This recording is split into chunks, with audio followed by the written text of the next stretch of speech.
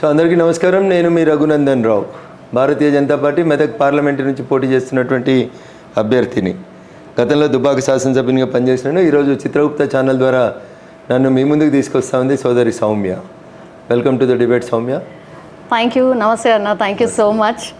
మా రిక్వెస్ట్ మీ మన్నించి మీరే ఇంట్రడక్షన్ చెప్తున్నారు. థ్యాంక్ యూ అన్న. ఎస్ అన్న, ఎట్లా నడుస్తుంది ప్రచారం? బాగుంది.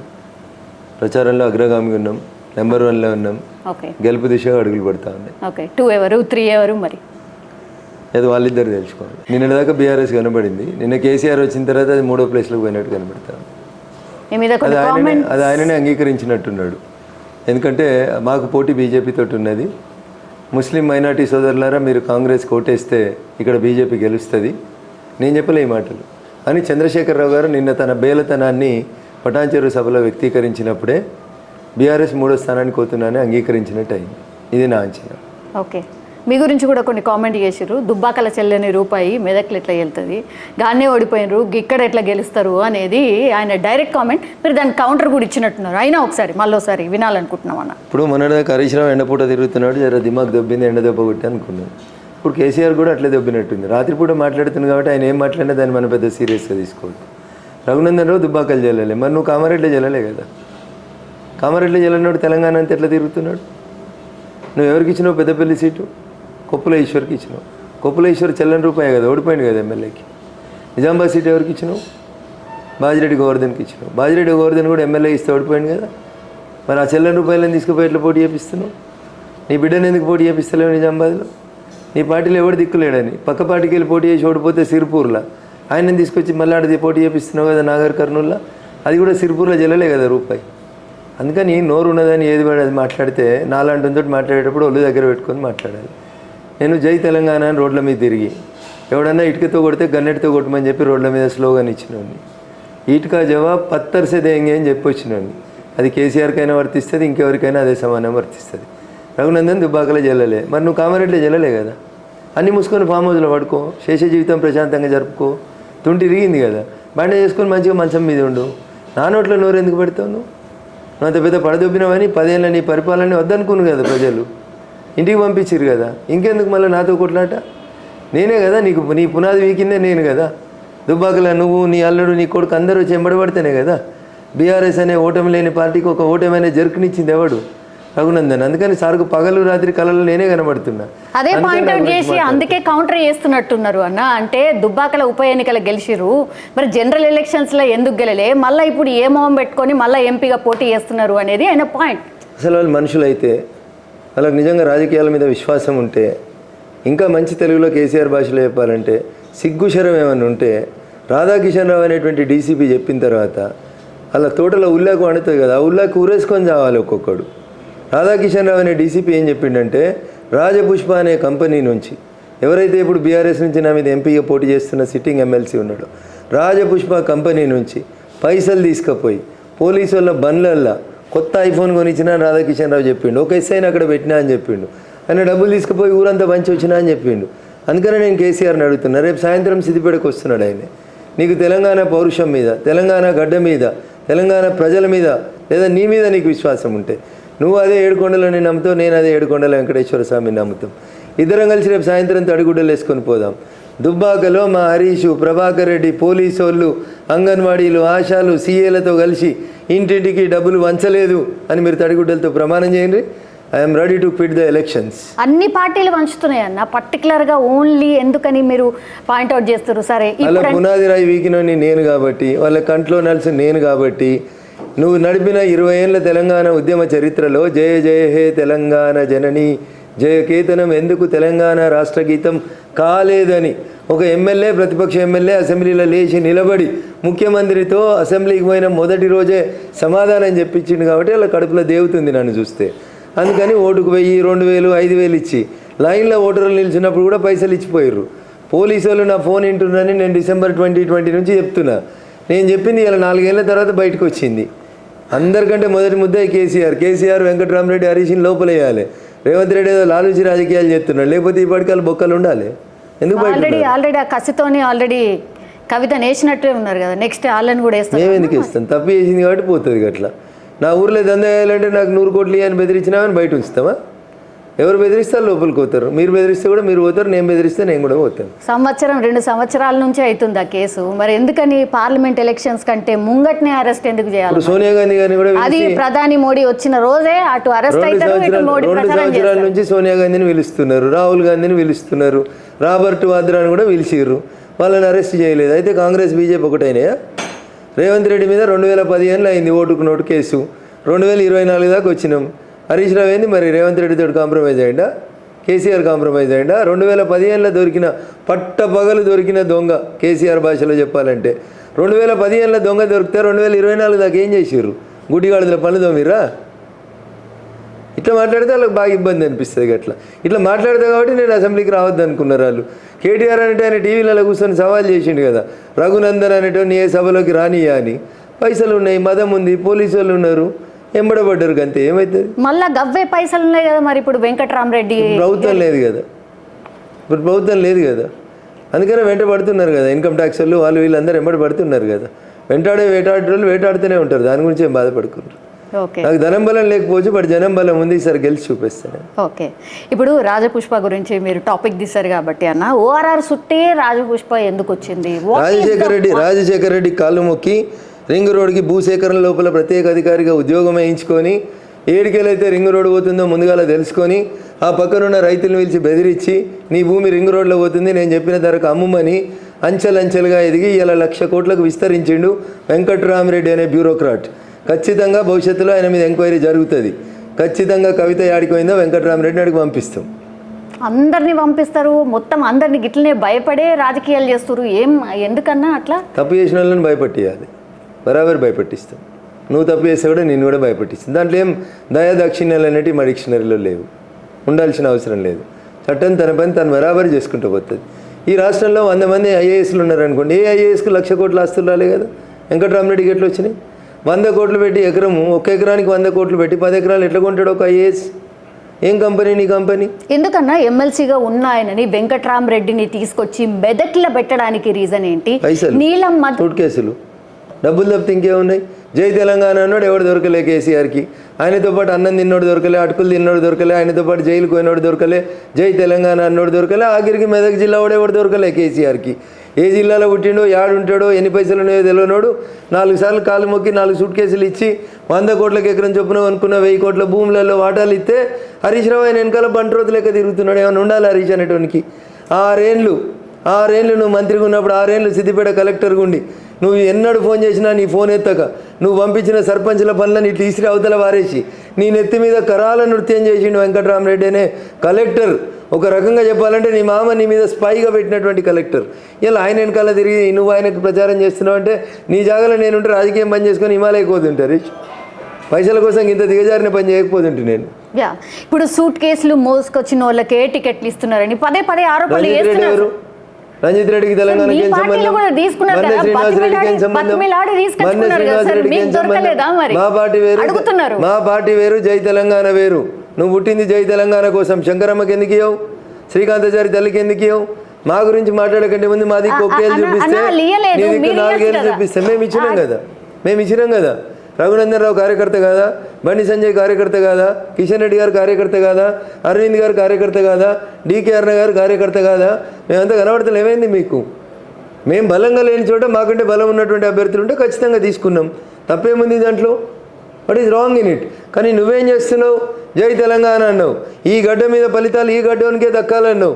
రంజిత్ రెడ్డి ఎప్పుడైనా జై తెలంగాణ అన్నాడా? మహబూబ్ నగర్కి గెలిచిన మన్నె శ్రీనివాసరెడ్డి ఎప్పుడైనా జై తెలంగాణ అన్నాడా? నువ్వు ఖమ్మమతే నేను జైల్లో పెట్టిన నామా నాగేశ్వరరావు ఎప్పుడైనా జై తెలంగాణ అన్నాడా? నువ్వు నల్గొండలో 100 కోట్లకు అమ్ముకున్న నరసింహారెడ్డి ఎప్పుడైనా జై తెలంగాణ అన్నాడా?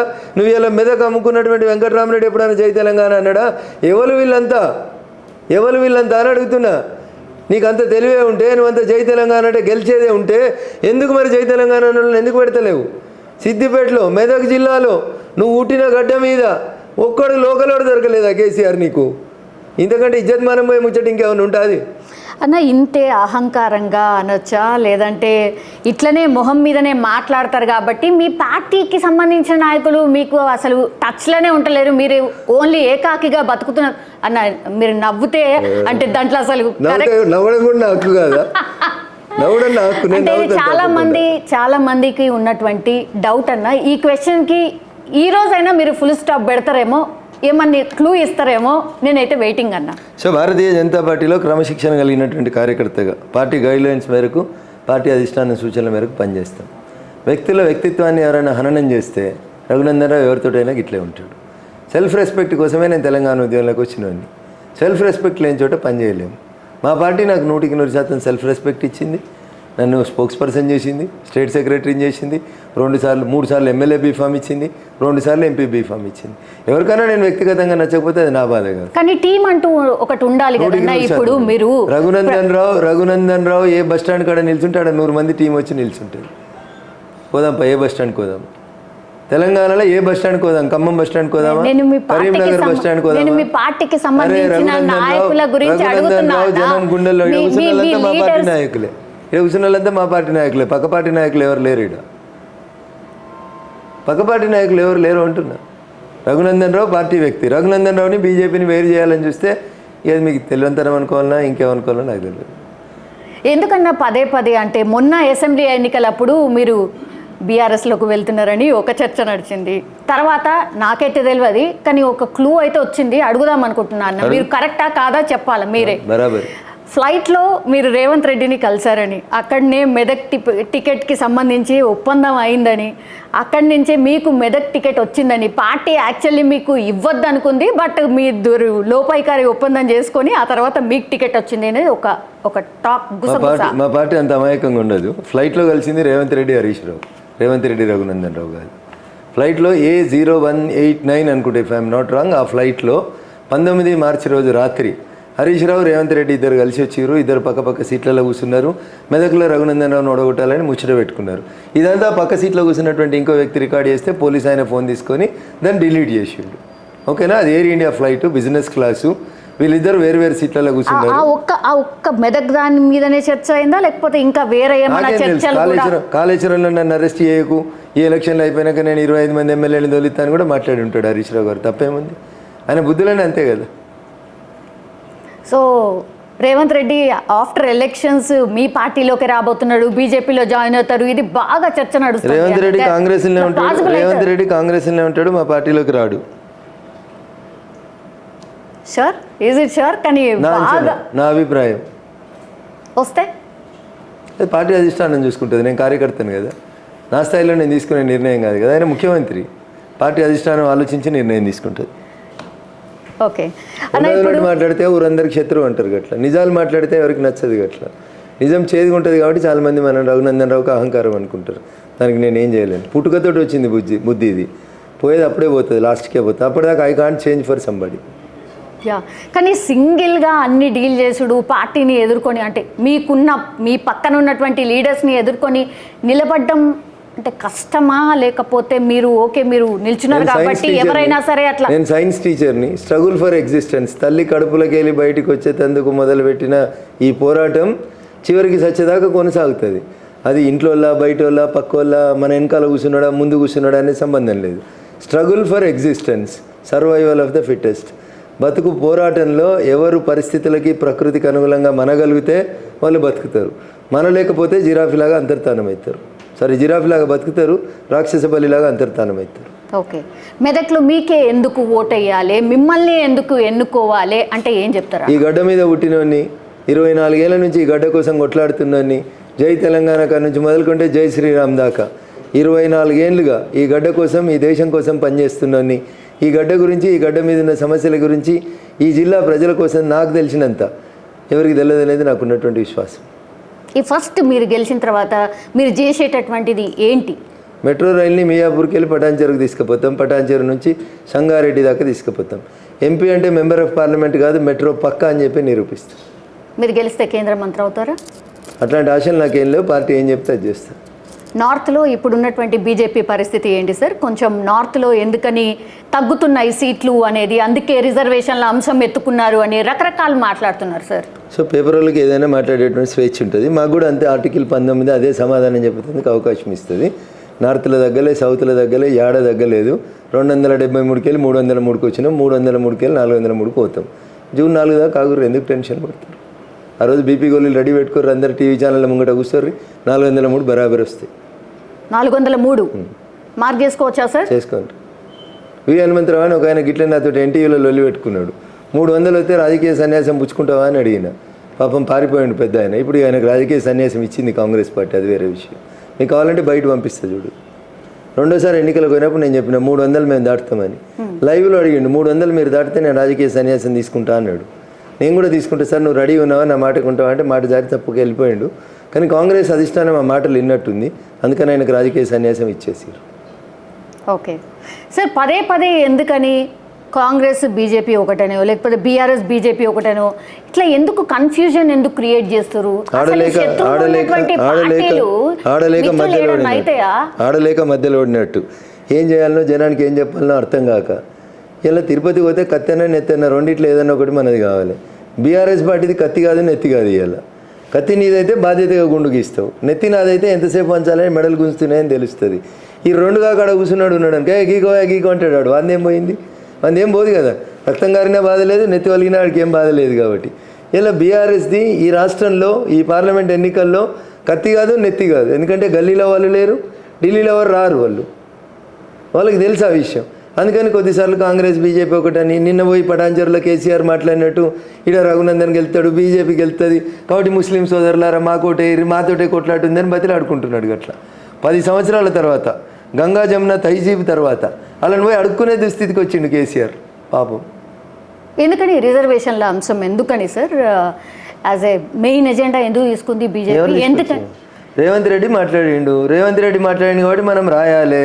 ఆయన పెంపుడు పత్రికలు, ఆయన పెంపుడు పుత్రికలు, ఆయన పైసలు ఇచ్చేటువంటి 2-3 టీవీ ఛానళ్ళు, పేపర్లు ఓ అని ఇట్లే వర్రీరు. అప్పుడు కేసీఆర్ ఉన్నప్పుడు కూడా గట్లే వర్రీరు. ఒర్రి ఆయన ఎడిపోయిండు. మోడీ కేడీ ఈడీ బోడీ అంటే బిడ్డను తీసుకుపోయి తీఆర్లో వారైతే ఇంకా అర్థమవుతలేదు ఆయనకి. 2 రోజులు అయితే రేవంత్ రెడ్డి కూడా అట్లే అవుతాడు. లొలిపెట్టి ఏమవుతాడు? ఇటుకొట్టి అడుగొట్టి ఇంట్లో వేసుకున్నట్టు అది పంచాయతీ. అట్లా అవుతుంది రేవంత్ రెడ్డి పంచాయతీ. 400 సీట్లు గెలిస్తే ఇక అసలు ఎలక్షన్లే ఉండయని మొత్తంగా ఇక మొత్తం బీజేపీ పార్టీయే ఉంటుంది, ఇట్లా కూడా చర్చ నడుస్తుంది. ఎందుకు సార్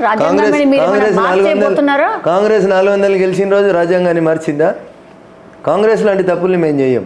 కాంగ్రెస్ ఎప్పుడు రాజ్యాంగాన్ని ఎన్నిసార్లు మార్చిందో తెలుసా మీకు? ఇప్పటిదాకా 126 సార్లు భారత రాజ్యాంగం సవరణకు గురైతే 100 సార్లు సవరించింది జవహర్లాల్ నెహ్రూ, ఇందిరాగాంధీ, తర్వాత వచ్చినటువంటి రాజీవ్ గాంధీ. ఎంత దారుణం అంటే షాబాను అనేటువంటి ఒక ముస్లిం అమ్మాయి తనని భర్త నుంచి విడాకులు పొందిన తర్వాత భరణం కావాలని, తనకు 3 పిల్లలు ఉన్నారని 18 సంవత్సరాలు కొట్లాడి ముస్లిం మహిళకు కూడా విడాకులు ఇచ్చిన తర్వాత మెయింటెనెన్స్ ఇవ్వాలని చెప్పి సుప్రీంకోర్టు నుంచి జడ్జిమెంట్ తీసుకొస్తే ఇవాళ మాట్లాడుతున్నటువంటి ఈ కాంగ్రెస్ పార్టీ ముస్లిం సంఘాలన్నీ ఎక్కడ దూరం అవుతాయని భయపడి ముస్లిం మహిళకు భరణం ఇవ్వొద్దని రాజ్యాంగ సవరణ చేసి సుప్రీంకోర్టు జడ్జిమెంట్ని తీసుకుపోయి పక్కన వారేసిన పార్టీ కాంగ్రెస్ పార్టీ. ఇది వీళ్ళకు రాజ్యాంగం మీద ఉన్నటువంటి గౌరవం. రాజ్యాంగ నిర్మాత డాక్టర్ బిఆర్ అంబేద్కర్ గారు మొట్టమొదటిసారి భారతదేశానికి జరిగినటువంటి ఎన్నికల్లో పోటీ చేస్తే డాక్టర్ బిఆర్ అంబేద్కర్ గారి మీద కాంగ్రెస్ పార్టీ అభ్యర్థిని పెట్టి ఓడగొట్టినటువంటి సంస్కారం ఉన్నటువంటి పార్టీ కాంగ్రెస్ పార్టీ. వీళ్ళు బిఆర్ అంబేద్కర్ గారి పేరు చెప్తారు, వీళ్ళు భారత రాజ్యాంగం పేరు చెప్తారు. 100 సార్లు రాజ్యాంగానికి సవరణ చేసిన వీళ్ళు భారత రాజ్యాంగం మొదటి ప్రతిని మీరు పరిశీలించినట్లయితే దాని మీద రామాయణం బొమ్మలు ఉంటాయి, మహాభారతం బొమ్మలు ఉంటాయి దాని మీద. అవన్నీ తీసి ఆ ఒరిజినల్ ప్రతిని దాచిపెట్టి కొత్త కాన్స్టిట్యూషన్ తీసుకొచ్చింది మీరు. 42వ రాజ్యాంగ సవరణ ద్వారా కాన్స్టిట్యూషన్లో సెక్యులర్ అనే పదాన్ని చొప్పించింది మీరు. సెక్యులర్ అనే పదాన్ని అంబేద్కర్ గారు రాయలేదు భారత రాజ్యాంగంలో. ఇన్ని తప్పులు చేసిన కాంగ్రెస్ దొంగనే దొంగ అని అరిచినట్టు రేపు 400 వస్తే మీరు మారుతారు. మరి మీరు ఎందుకు మారలేదు? 400 వచ్చినప్పుడు మీరు ఎందుకు మారలేకపోయారు? 400 వచ్చినప్పుడు సుప్రీంకోర్టు ఫుల్ బెంచ్ ఒక జడ్జిమెంట్ ఇచ్చింది. వాళ్ళకి తెలియకపోతే ఇందిరా సహాని కేసులో అనుకుంటే ఒక జడ్జిమెంట్ ఇస్తుంది. భారత రాజ్యాంగం యొక్క బేసికల్ ఫ్రేమ్, ఈ బిల్డింగ్ రూములు గోడలు మార్చుకోండి, పిల్లర్లు స్లాబులు మార్చే అధికారం నీకు లేదని, ఇండియన్ కాన్స్టిట్యూషన్ యొక్క బేసిక్ స్ట్రక్చర్ని మార్చాలని ఎవరు చూసినా భారత సుప్రీంకోర్టు మేము జోక్యం చేసుకుంటాం, ఆ చట్టాలని చెల్లేయని కొట్టేస్తామని చెప్పింది. ఇంకేం కావాలి మీకు? మీరు కోర్టులను గౌరవించారు, రాజ్యాంగాన్ని గౌరవించారు, అంబేద్కర్ గారిని గౌరవించారు, ప్రజల చేత ప్రజల కొరకు ప్రజలే ఎన్నుకున్నటువంటి భారత ప్రధాని నరేంద్ర మోడీ గారిని కూడా గౌరవించారు. ఇది మీ సంస్కారం. ఏం చేస్తాం? ఎన్నికలు వచ్చినప్పుడల్లా ఏదో ఒకటి సెంటిమెంట్ని రగిల్చడం, ఆ తర్వాత ఓట్లు దండుకోవడం ఇదే అలవాటుగా పరిపాటిగా మారిపోయింది. అగైన్ మొన్న రామ మందిర నిర్మాణం కూడా గదే. ఎవరైనా ఫోన్ చేస్తే ఇప్పుడు గుడ్ మార్నింగ్ ఆర్ నమస్తే అంటలేరు, మొత్తం జై శ్రీరామ్ అంటున్నారు. అట్లా మీరు ఇంపోజ్ చేస్తున్నారు హిందూయిజంని అనేది కూడా ఒకటి చర్చ నడుస్తుంది సార్. సో భారత ప్రజాస్వామ్యాన్ని రాసిన పెద్దలు డాక్టర్ బిఆర్ అంబేద్కర్ గారు ఏం చెప్పారంటే ప్రజల చేత ప్రజల కొరకు ప్రజలే ఎన్నుకునేది ప్రజాస్వామ్యం అని చెప్పారు. ఆ ఎన్నికలలో ఎవరికి ఎక్కువ ఓట్లు వస్తే వాళ్ళు గెలిచిన వాళ్ళు అని చెప్పారు. మెజారిటీ ఈజ్ లా అని చెప్పారు. ఈ దేశ మెజారిటీ ప్రజలు హిందువులు. గెలవడానికి ఏం చెప్పినా ఇక పట్టించుకోవద్దు అని చెప్తున్నారు. నేను ఆ మాట చెప్పలేదు. నేను మసీదులకు పోతే ఏమంటారు? జై శ్రీరామ్ అంటారు వాళ్ళు, నమస్కారం అంటారా, ఏమంటారు వాళ్ళు, ఏమంటారు వాళ్ళు? నాకు తెలియబడుతుంది. వాళ్ళ మతాన్ని వాళ్ళు అనుకుంటారు కదా ఆదాబని. మరి నువ్వు శ్రీరామ్ అంటే నీకు ఇబ్బంది ఏంది? ఏంది నమస్కారం ఏంది? అవును మాకు నచ్చింది, మేము జై శ్రీరామ్ అంటున్నాం. నువ్వు ఎందుకు పోయి మసీదులకు పోయి నువ్వు ఎందుకు ఆదాబ్ అంటున్నావు, ఎందుకు అల్లాహు అక్బర్ అల్లా అంటున్నావు అని ఎందుకు అడుగుతలేవు? నన్ను వచ్చి జై శ్రీరామ్ అని ఎందుకు అంటావు అని ఎట్లా అడుగుతావు నువ్వు? ఒక మసీదులకు ఒక ఇంటర్వ్యూ చేయి, అసలు దీని ఓవైసీని ఇంటర్వ్యూ చేసి నువ్వు నమస్కారం అని ఎందుకు చెప్పావు, నువ్వు ఆదాబు అల్లాహు అక్బర్ అల్లా ఎందుకంటావు అని అడుగు ఒకసారి. ఏం చెప్తాడో విను, ఏం చెప్తాడు? ఆయన ప్రజాస్వామ్యాన్ని గౌరవించాడు, ఆయన ఇస్లాం లాస్ని గౌరవిస్తాడు. నేను ప్రజాస్వామ్యాన్ని గౌరవిస్తా, నేను నమస్కారం అని చెప్తాను. మీరు నన్ను వచ్చి జై శ్రీరామ్ ఎందుకు అంటున్నావు అంటే అది ప్రజల ఆశ, ఆకాంక్ష. 500 సంవత్సరాలుగా ప్రజలందరూ కోరుకున్న ఒక గుడి, రాముడు నడయాడిన నేల. ఈడ రాముని గుడి కడితే తప్పేముంది? గుడిని గులబట్టి మసీదు కట్టిన వాళ్ళ గురించి మాట్లాడారు, కానీ ఇలా మసీదుని గులబట్టి గుడి కడుతున్నారని మమ్మల్ని ఎందుకు మాట్లాడతారు? ఆర్కియాలజికల్ సర్వే ఆఫ్ ఇండియా తన పూర్తి నివేదిక ఇచ్చిన తర్వాత, భారత సుప్రీంకోర్టు సర్వోన్నత న్యాయస్థానం ఫుల్ బెంచ్ జడ్జిమెంట్ ఇచ్చిన తర్వాత ఈ దేశంలో రామ మందిరాన్ని ప్రజలు తమ సొంత డబ్బులతో నిర్మించుకున్నారు. భారతీయ జనతా పార్టీ కట్టలేదు. ప్రజలు స్వచ్ఛందంగా విరాళాలు ఇస్తే ఆఖరికి ట్రస్ట్ సభ్యులు చెప్పారు ఒక దశలో, విరాళాలు చాలు ఆపేయండి బాబు, మాకు సరిపోయిన విరాళాలు వచ్చినాయని చెప్పిండ్రు. ఇది ప్రజల కంట్రిబ్యూషన్, ప్రజల కోరిక, ప్రజల ఆకాంక్ష. మెజారిటీ ప్రజలు కోరుకున్నారు అక్కడ రామ మందిర నిర్మాణం అప్పుడు ప్రజలు ఎక్కువ కనిపించలేదు, మొత్తం సెలబ్రిటీలు వీళ్ళే కనిపించిండ్రు. మరి వాళ్ళే నా ప్రజలంటే అనేది కూడా ఒక చర్చ నడిచింది సార్. తాజ్మహల్ కట్టిన తర్వాత పైకి రాజే కనబడతాడు, కూలీలు కనబడరు గట్లా. కూలీలు మెల్లగా కనబడతారు గట్ల, తర్వాత పోతారు. అదొక అంశము. ఆ అంశానికి సంబంధించి ₹1 కోటి విరాళం ఇచ్చిన వాళ్ళు, సెలబ్రిటీసు, రాముని దేవునిగా గౌరవించిన వాళ్ళు, సోనియా గాంధీని కూడా పిలిచినాం కదా, రాహుల్ గాంధీని కూడా పిలిచిరు కదా. ఆ బృందాకారతని పెద్ద బొట్టు పెట్టుకుంటుంది కదా, నువ్వైనా కనబడకుండా పెట్టుకున్నావు బొట్టు. ఆమె నొసలిండా రూపాయి బిల్లు అంతా పెట్టుకుంటుంది కదా, ఆమెను కూడా పిలిచిరు కదా. ఎందుకు రాలేదు మరి వాళ్ళు? ఎందుకు రాలేదు? నటించుడు ఎందుకు? పెద్ద పెద్ద బొట్టు బిల్లలు పెట్టుకొని, పెద్ద బొట్లు పెట్టుకొని హిందువులం అని చెప్పుకోవడం ఎందుకు? చెప్పుకోరు, నీ కులం ఏందో నీ మతం ఏందో చెప్పుకొని రా ఎలక్షన్లకు వచ్చినప్పుడు. సోనియా గాంధీ గారు ఎందుకు రాలేదు? రాహుల్ గాంధీ జంజం వేసుకొని ఒకసారి గుడికి పోయింది కదా, మరి జంజం వేసుకొని రాముని గుడికి ఎందుకు రాలేదు? ఎందుకు రాలేదు అంటున్నా. సెలబ్రిటీలు పిలిస్తే తప్పేముంది? ఇప్పుడు క్రికెట్ మ్యాచ్ అవుతుంది, సెలబ్రిటీలు పోతలేరా? ఒక రామ మందిరానికి వచ్చిరా సెలబ్రిటీస్? సార్ హైదరాబాద్ మీద బాగా కాన్సన్ట్రేషన్ చేసారు, ఎందుకని? కాశ్మీర్ నుంచి కన్యాకుమారి దాకా ప్రతి బూత్ని భారతీయ జనతా పార్టీ అంతే కాన్సన్ట్రేట్ చేస్తుంది. వీళ్ళ మీద కోపం, వాళ్ళ మీద ప్రేమ అనేమి ఉండదు. అన్ని బూతులు గెలవాలి, అన్ని పార్లమెంట్. సోషల్ మీడియాలో ఎప్పుడు చూడు మాధవిలత గురించి ఎక్కువ, మీలాంటి మీడియా మిత్రులుగా ఆమె మీద ప్రేమ, మీలాంటి మీడియా మిత్రులుగా ఆమె మీద ప్రేమ. సార్ మీరు ఎక్కువ కనిపిస్తలేరు, మీరు ఎందుకు స్లో డౌన్ అయినరు? ఎక్కువ మాధవిలత ఎందుకు ప్రొజెక్ట్ అవుతుంది అనేది డైరెక్ట్ క్వశ్చన్. పల్లెటూరులో ఉన్నాను, మెదక్లో ఉన్నాను, వారు పట్టణంలో ఉన్నారు, భాగ్యనగరంలో ఉన్నారు, మీ స్టూడియోలకి పక్కనే ఉంటారు, అందుకని పొద్దున్న లేస్తే వారు కనబడుతున్నారు మీకు. మేము 100 కిలోమీటర్లు అవతలు ఉన్నాం కాబట్టి మేము మీకు కనబడతలేము. That is the difference. అంతకుమించి రఘునందన్ని దాచేసేందుకు, మూసేసేందుకు నేను ఏమైనా చందమామనా? నేను సూర్యుని ఎప్పుడైనా వెలుగుతూనే ఉంటాను నేను. Yes sir. 2 ఇష్యూస్ ఇప్పుడు అంటే తెలంగాణలో మీకు తెలుసు, ఫోన్ ట్యాపింగ్ ఒకటి అండ్ కాళేశ్వరం ఇష్యూ సార్. ఇవి 2 చాలా అంటే చాలా ఎక్కువగా ఆఫ్టర్ ఎలక్షన్స్ ఏం జరగచ్చు అనేది బాగా చర్చించుకుంటున్నారు. ఏం జరగచ్చు సార్? తప్పు చేసిన వాళ్ళంతా జైలుకోతారు.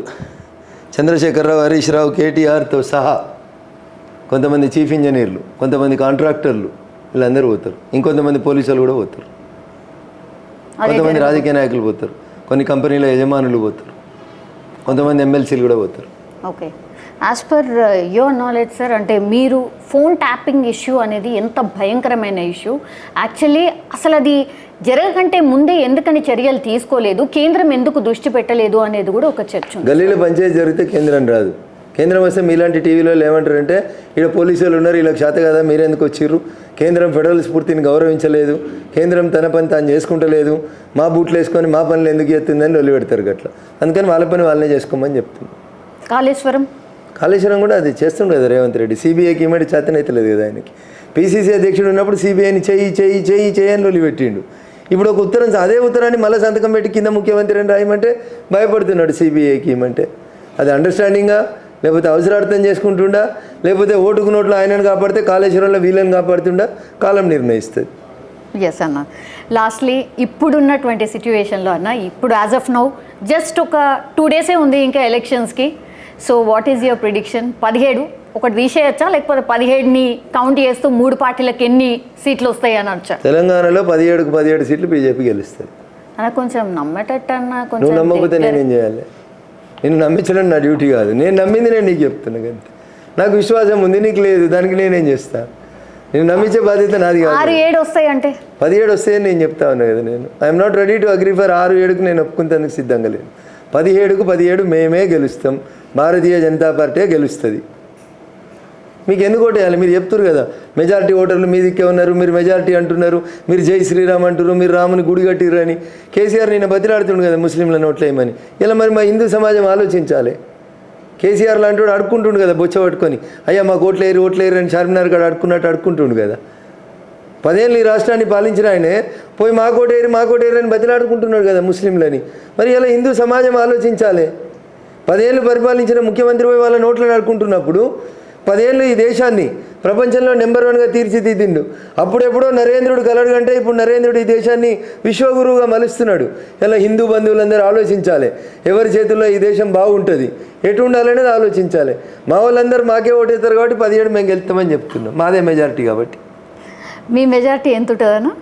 నేను జ్యోతిష్యం చెప్పదలుచుకోవాలి, కానీ గెలుస్తానైతే చెప్తున్నాను. 3 పార్టీలు ఉంటే రఘునందన్ రావుకే మెదక్లో ఎందుకు ఓటేయాలి అని అంటే ఒక 10 పాయింట్లు అన్న. మీరు గెలవాలి అంటే ఎందుకు మీకు ఓటేయాలి, ఒక 10 రీజన్స్ చెప్పండి.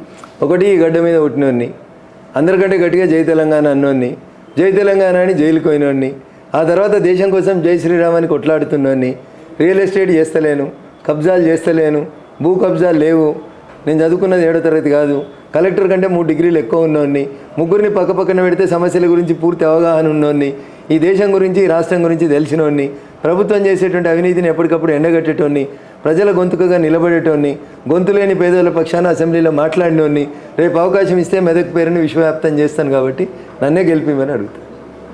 ఎస్ అన్న, థ్యాంక్ యూ సో మచ్.